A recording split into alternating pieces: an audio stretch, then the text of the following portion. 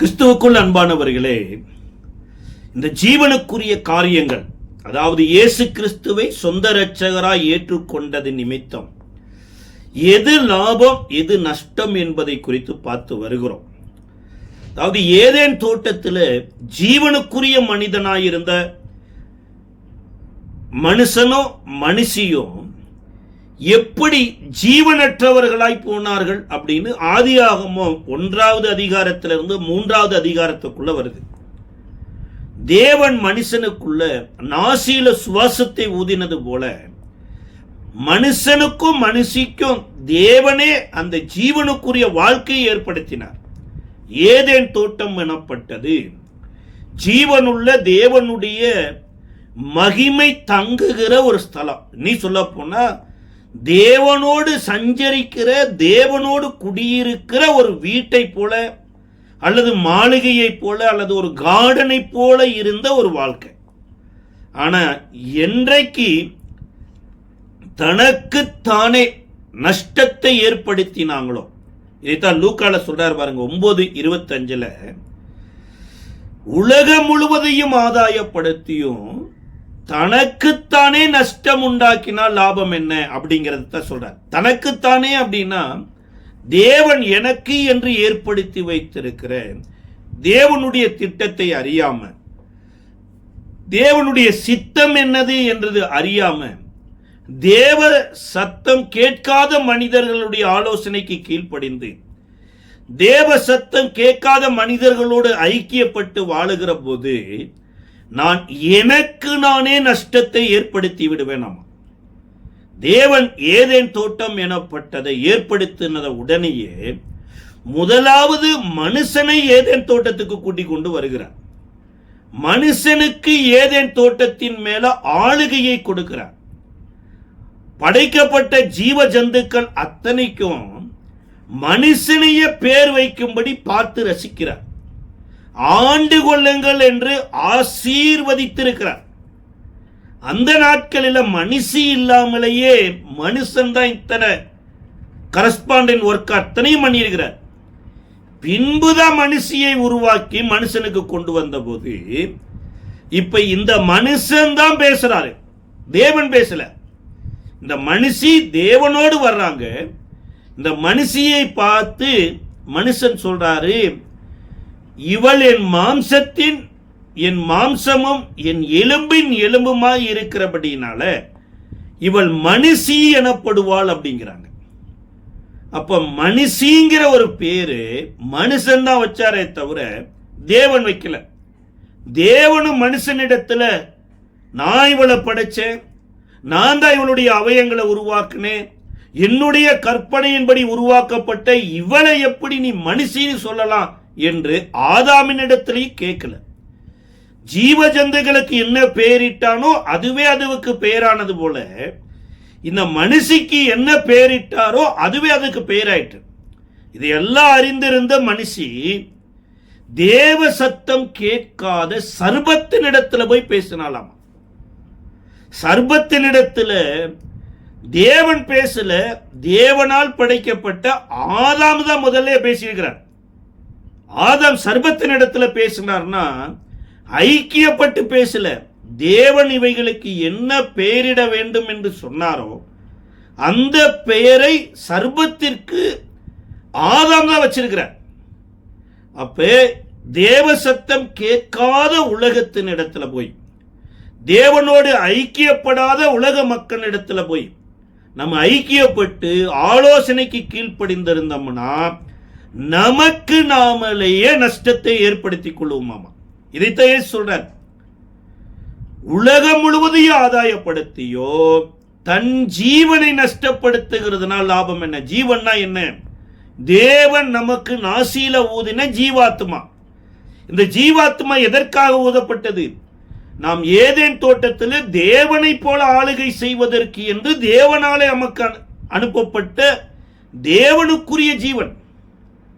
அப்ப இந்த தேவனுக்குரிய ஜீவனை நஷ்டப்படுத்த வேண்டும் என்று சொல்லி உலகத்தில் தேவனற்ற கூட்டம் இருக்குது பாருங்க, அதுல போய் ஐக்கியப்படக்கூடாது.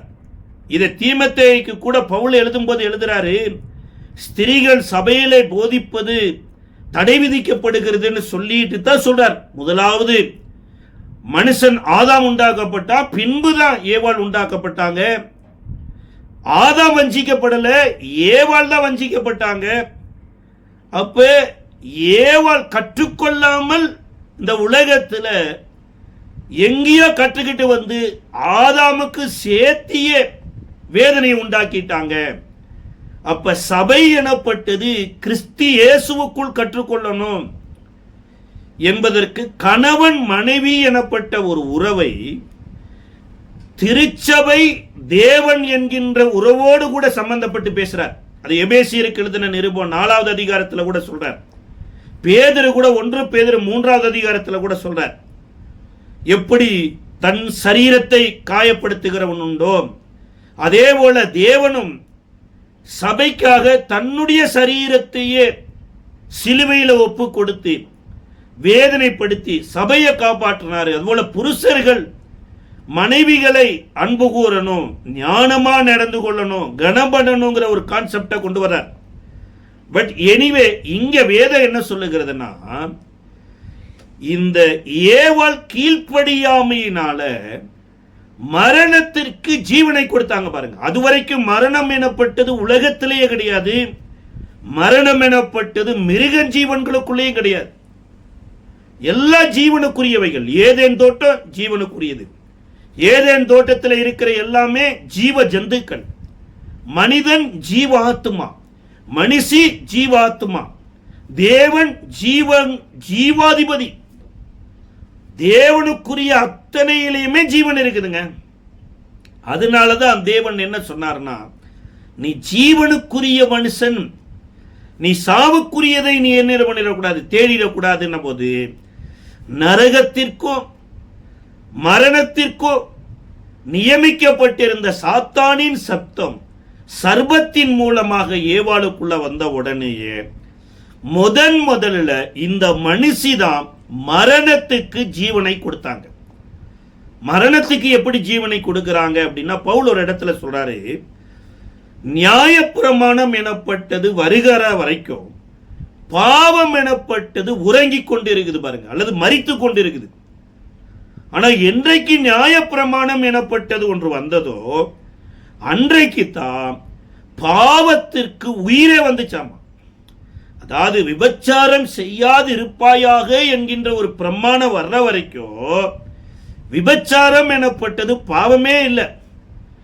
இன்றைக்கு விபச்சாரம் செய்யாதிருப்பாயாக என்கின்ற ஒரு பிரமாணம் வந்ததோ அன்றைக்கு விபச்சாரம் செய்த எல்லோரும் பாவிகளா மாறிட்டோம். அதே போல இயேசு கிறிஸ்து இந்த உலகத்தில் வந்து நியாய பிரமாணத்தின் பரிபூரணத்தை வந்து காமிச்சார். இஸ்ரவேலர் என்ன பாவமா நினைச்சிட்டு இருந்தாங்கன்னா, ஒரு ஸ்திரியை விபச்சாரம் செய்தாதான் விபச்சார பாவம் நினைச்சிட்டு இருந்தாங்க. ஆனா இயேசு வந்ததுக்கு அப்புறம் எப்பா ஒரு ஸ்திரியை இச்சையோடு எண்ணத்தில் பார்த்தாலே அவளோடு நீ இருதயத்தில் விபச்சாரம் செய்தாயிட்டுன்ட்டார். அப்ப விபச்சாரம் எனப்பட்டது சரீரத்தில் செய்யறதுக்கு முன்னாடி மனதுக்குள்ளேயே விபச்சாரம் வந்துருச்சுனாலே நீ விபச்சார சந்ததி தான் அப்படிங்கிறார். இதை மாத்திர சொல்லல, கொலை செய்யாதிருப்பாயாக என்று பூர்வதாரருக்கு சொல்லப்பட்டிருக்குது. சொந்த சகோதரனை மூடன் என்று சொல்லுகிறவன் எரிநரகத்துக்கு பாத்திரவான். காரணமில்லாமல் சகோதரனை கோபித்துக் கொள்ளுகிறவன் நியாய சங்கத்துக்கு பாத்திரவான்ட்டார். அப்ப எல்லோரும் இந்த நியாய பிரமாணத்தின்படி பாவிகளும் பாவம் செய்தவர்களுமாய் இருக்கிற பாருங்க. அப்ப இங்க இந்த மனுஷி மரணத்துக்கு எப்படி ஜீவனை கொடுத்தாங்கன்னா, விலக்கின விருட்சத்தின் கனியை புசித்த உடனேயே இந்த மரணம் உயிர் பெற்று விட்டது. இப்ப இந்த மரணத்துக்குரியவர்களாய் இவர்கள் மாறுகிறாங்க. தேவன் வந்து விசாரிக்கிற போது இவர்கள் அத்தி இலையை உடுத்தி கொண்டு ஏதேன் தோட்டத்தில் தான் இருக்கிறாங்க. ஆனா தேவனிடத்துல இல்லை. இன்றைக்கு எத்தனையோ பேர் பாருங்க, கோயில்களில் இருப்பாங்க, புண்ணிய ஸ்தலங்கள்ல இருப்பாங்க, ஏன் தேவாலயத்தில் இருப்பாங்க, ஏங்க எருசலேமிலேயே இருப்பாங்க. அப்படின்னா நம்ம நினைக்கிறதா, ஓ இவங்கெல்லாம் பரிசுத்தவான்கள் அப்படின்னா, எருசலேமில் இருக்கிறவங்க பரிசுத்தவான்கள் என்று நம்ம நியமிச்சோம்னு வைங்களேன், விபச்சாரத்தில் கையும் மெய்யுமாய் பிடிபட்ட பெண்மணி எங்க? எருசலேமில் தான் இருந்தாங்க. இயேசுவை சிலுவையில் அறைவதற்கு பொய் சாட்சியை ஏற்படுத்தின ஆசாரியர்கள் எங்க இருந்தாங்க? எருசலேமில் தான் இருந்தாங்க. எருசலேமில் இருக்கக்கூடிய எத்தனையோ பேர் பேய் பிடிச்சிருந்திருக்கிறாங்க. தேவாலயத்துக்குள்ளேயேங்க எத்தனையோ வருடம் நிமிரக்கூடாத ஒரு கூனி அசுத்தாவினால கட்டப்பட்டு தேவாலயத்துக்குள்ள இருந்தாங்களாமா. அப்ப ஏதேன் தோட்டத்துக்குள்ள இருக்கிறது பெருசு இல்லைங்க, ஜீவனுக்குள்ள இருக்கிறோமா,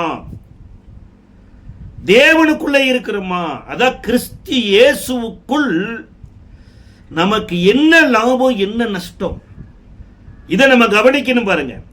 சில பேர் ஏன் இயேசுவை ஏற்றுக்கொண்டீங்க? சார் நான் தாழ்த்தப்பட்ட சமுதாயத்தில் பிறந்துட்டேன் சார், சமுதாயத்தில் எனக்கு பேரு எல்லாமே இவன் தாழ்த்தப்பட்ட சமுதாயத்தில் பிறந்தவன், அந்த பேரை மாற்றக்காக நான் எஸ்சி என்கின்ற கேண்டிடேட்ல இருந்து பிசி கேண்டிடேட்டுக்கு மாறுறதுக்கு நான் கிறிஸ்துவை ஏற்றுக்கொண்டேன்.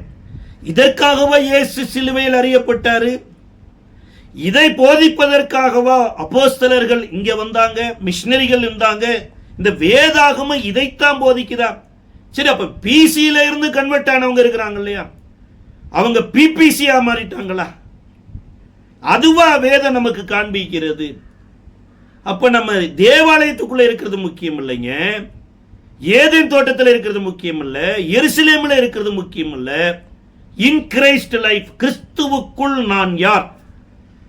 அப்ப ஏதேன் தோட்டத்தில் இந்த விலக்கின விருட்சத்தின் கனியை புசிக்க வேண்டாம் என்று சொன்னது ரகசியம். அது யாருக்குமே தெரியாது, ஏவாளுக்கு கூட தெரியாதுங்க. ஆதாம் ஏவாளுக்கு கற்றுக் கொடுக்காம விட்டுட்டாரோ, அல்லது ஏவாள் ஆதாமினிடத்தில் கற்றுக்கொள்ளாம சர்பத்தினிடத்தில் போய் கற்றுக்கொண்டாங்களோ, அது எல்லாமே ரகசியம்தான். ஏன்னா அது ஏதேன் தோட்டம் எனப்பட்டது உண்டாக்கப்பட்ட போது உலகத்தில் இப்பேற்பட்ட யாருமே கிடையாது.